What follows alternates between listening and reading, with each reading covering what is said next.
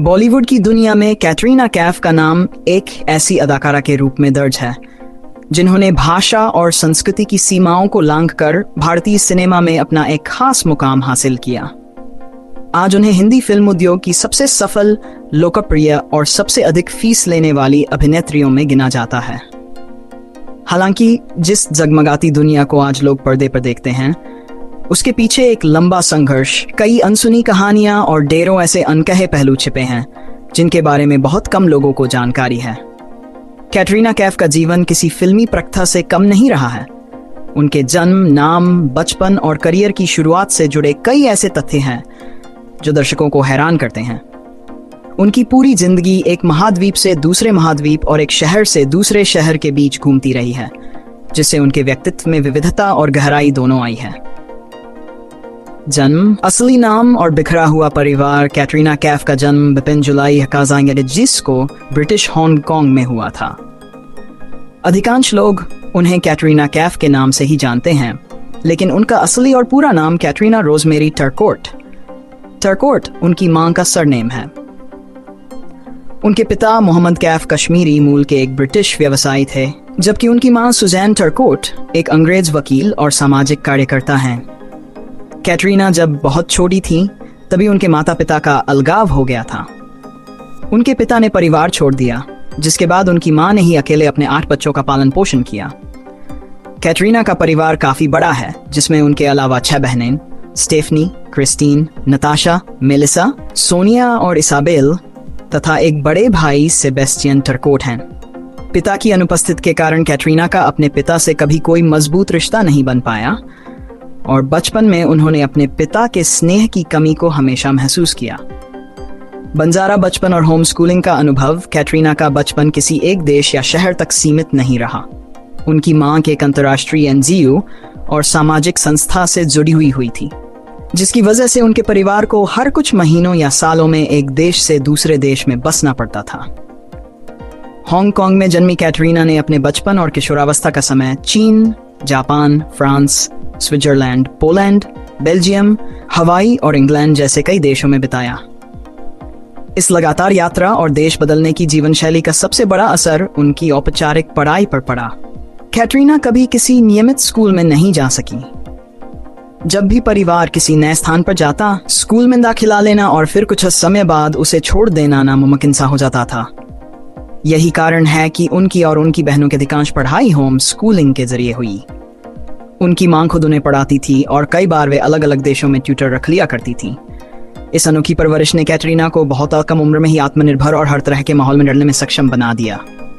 कम उम्र में मॉडल बनने की राह और भारत आगमन अपने परिवार की आर्थिक स्थिति में मदद करने के लिए कैटरीना ने बहुत कम उम्र में काम करना शुरू कर दिया था। जब वह लगभग 14 वर्ष की थी और हवाई में रह रही थी, तब उन्होंने एक ब्यूटी कॉन्टेस्ट जीता था। इस जीत के बाद उन्हें एक ज्वेलरी ब्रांड के लिए अपना पहला मॉडलिंग असाइनमेंट मिला। यहीं से उनके पेशेवर मॉडलिंग करियर की नींव पड़ी। इसके बाद वह लंदन चली गई, जहां उन्होंने फ्रीलांस एजेंसियों के लिए काम किया और लंदन फैशन वीक का भी हिस्सा बनी। लंदन में एक फैशन शो के दौरान भारतीय फिल्म निर्माता कैजाद गुस्ताद की नज़र कैटरीना पर पड़ी। उन्होंने कैटरीना को अपनी आगामी फिल्म बूम के लिए कास्ट करने का फैसला किया। जब कैटरीना पहली बार भारत आईं, तो उनके पास सिर्फ 4 लाख रुपए की मामूली रकम थी और वह किसी को नहीं जानती थी। उन्हें अंदाजा नहीं था कि भारत उनकी जिंदगी का स्थायी ठिकाना बन जाएगा। भारत आने के बाद जब उन्हें यहाँ मॉडलिंग के कई ऑफर मिलने लगे, तो उन्होंने इंग्लैंड वापस न लौटने और यहीं अपना करियर बनाने का बड़ा फैसला लिया। नाम बदलने के पीछे की कहानी और शुरुआती रिजेक्शन। बॉलीवुड में कदम रखते समय कैटरीना टर्कोट नाम भारतीय दर्शकों के लिए थोड़ा कठिन और उच्चारण में अजीब माना गया। फिल्म बूम की निर्माता आयशा श्रॉफ और उनकी टीम ने फैसला किया कि भारतीय दर्शकों से जुड़ाव बनाने के लिए कैटरीना को एक भारतीय नाम दिया जाना चाहिए। शुरुआत में उनका नाम कैटरीना काजी रखने पर विचार किया गया था, लेकिन बाद में इसे धार्मिक रूप से थोड़ा संवेदनशील माना गया। अंततः कैटरीना ने अपने पिता के सरनेम कैफ को चुना और इस तरह वह कैटरीना कैफ बन गई। उनकी पहली फिल्म बूम्स बॉक्स ऑफिस पर बुरी तरह असफल रही और उसमें कैटरीना के काम को भी सराहा नहीं गया। इसके तुरंत बाद उन्हें एक और झटका लगा।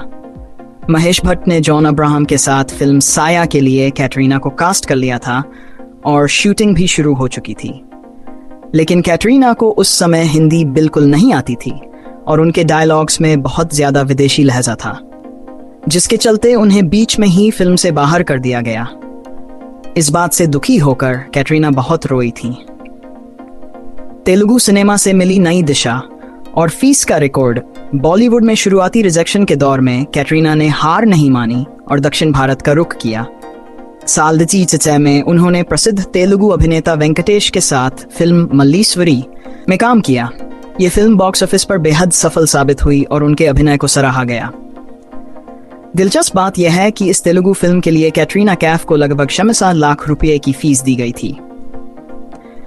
उस दौर में किसी भी दक्षिण भारतीय फिल्म अभिनेत्री के लिए ये एक बहुत बड़ी रकम थी और इसने कैटरीना को उस समय साउथ सिनेमा की सबसे महंगी अभिनेत्रियों में शामिल कर दिया। मल्लीश्वरी की सफलता ने उनके आत्मविश्वास को बढ़ाया और उन्हें दोबारा बॉलीवुड में अपनी जगह बनाने का बल दिया। हिंदी भाषा का संघर्ष और डबिंग का दौर बॉलीवुड में कैटरीना के सफर का सबसे बड़ा रोड़ा उनकी भाषा थी।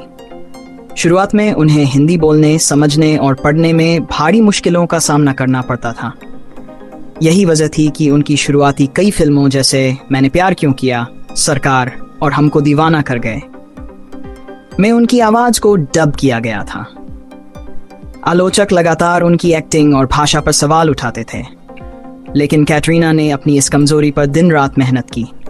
उन्होंने हिंदी सीखने के लिए ट्यूटर रखे, देवनागरी लिपि सीखी ताकि वह हिंदी में लिखी स्क्रिप्ट्स को खुद पढ़ सकें और अपने संवादों का नियमित अभ्यास शुरू किया। धीरे धीरे उनकी मेहनत रंग लाई और उन्होंने न्यूयॉर्क, राजनीति और जिंदगी ना मिलेगी दोबारा जैसी फिल्मों में अपनी आवाज में संवाद बोलकर आलोचकों को भी प्रभावित किया। स्टारडम की बुलंदियां और सबसे सफल दौर साल 66 से 66 तक का समय कैटरीना कैफ के करियर का स्वर्णिम दौर साबित हुआ। इस दौरान उन्होंने लगातार कई सुपरहिट और ब्लॉकबस्टर फिल्में दी। Namaste London, welcome, race, Singh is king, Ajab Prem की गजब कहानी, राजनीति और एक था टाइगर शामिल हैं। उन्हें बॉलीवुड की लकी मैस्कॉट कहा जाने लगा क्योंकि उनकी मौजूदगी ही फिल्म की सफलता की गारंटी मानी जाने लगी थी। अक्षय कुमार, सलमान खान, शाहरुख खान और अतिक रोशन जैसे सुपरस्टार्स के साथ उनकी जोड़ी को दर्शकों ने खूब पसंद किया।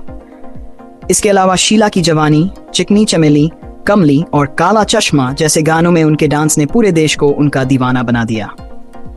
उनके कठिन डांस स्टेप्स और शानदार फिटनेस की तारीफ देश विदेश में हुई। नागरिकता, संपत्ति और भारत से जुड़ाव, 2 दशकों से भी अधिक समय से भारत में रहने और हिंदी सिनेमा पर राज करने के बावजूद कैटरीना कैफ के पास भारतीय नागरिकता नहीं है। वह आज भी यूनाइटेड किंगडम, ब्रिटेन की नागरिक हैं और भारत में रोजगार वीजा, एम्प्लॉयमेंट वीजा पर काम करती हैं। एक और दिलचस्प तथ्य यह है कि कई सालों तक करोड़ों रुपए कमाने के बावजूद कैटरीना लंबे समय तक मुंबई में किराए के अपार्टमेंट में रहती रहीं। हालांकि उन्होंने इंग्लैंड में अपने परिवार के लिए रियल एस्टेट में अच्छी संपत्तियां खरीदीं और बाद में मुंबई में भी अपना घर लिया। उनके सादगीपूर्ण स्वभाव के कारण वह लंबे समय तक किराए के घर में रहना ही पसंद करती रहीं। अंधविश्वास, धार्मिक आस्था और व्यक्तिगत आदतें, कैटरीना कैफ स्वभाव से काफी शर्मीली और अंतर्मुखी मानी जाती हैं, लेकिन अपनी फिल्मों की रिलीज से पहले वह काफी भावुक और धार्मिक हो जाती हैं। उनसे जुड़ा एक दिलचस्प तथ्य यह है कि वह गहरी धार्मिक आस्था रखती हैं। हर फिल्म की रिलीज से पहले कैटरीना अजमेर शरीफ दरगाह, मुंबई के सिद्धिविनायक मंदिर और माउंट मेरी चर्च में जाकर मत्था टेकना नहीं भूलती। उनका मानना है कि प्रार्थना से उन्हें मानसिक शांति और सकारात्मक ऊर्जा मिलती है। इसके अलावा वह शूटिंग सेट पर समय की बेहद पाबंद है और अपने अनुशासन के लिए पूरी इंडस्ट्री में जानी जाती हैं। बिजनेस की दुनिया में कदम और के ब्यूटी की सफलता कैटरीना सिर्फ पर्दे पर अभिनय तक ही सीमित नहीं रही, बल्कि उन्होंने खुद को एक सफल बिजनेसवुमन के रूप में भी स्थापित किया। साल 66 में उन्होंने अपना खुद का ब्यूटी और कॉस्मेटिक ब्रांड के ब्यूटी लॉन्च किया। कई सेलिब्रिटी ब्रांड्स के विपरीत, जहां सितारे केवल अपना चेहरा देते हैं, कैटरीना अपने ब्रांड के हर प्रोडक्ट के डेवलपमेंट, शेड सिलेक्शन और आइडिया में सक्रिय रूप से भाग लेती हैं। भारतीय स्किन टोन और मौसम को ध्यान में रखकर बनाए गए इस ब्रांड ने बहुत तेजी से लोकप्रियता हासिल की और आज यह भारत के सबसे चर्चित ब्यूटी ब्रांड्स में गिना जाता है। सामाजिक कार्य और चैरिटी से जुड़ाव कैटरीना कैफ अपनी निजी जिंदगी को मीडिया से दूर रखना पसंद करती हैं और यही बात उनकी चैरिटी पर भी लागू होती है। वह अपनी मां द्वारा चलाए जा रहे NGO relief projects India leaf projects India से गहराई से जुड़ी हुई हैं। ये संस्था अनाथ बच्चों की मदद करने, कन्या भ्रूण हत्या को रोकने और जरूरतमंद लड़कियों को शिक्षा देने का कार्य करती है। कैटरीना ने कई मौकों पर गेम शो से जीती हुई धनराशि या अपनी फिल्मों की कमाई का एक हिस्सा इस संस्था को दान किया है।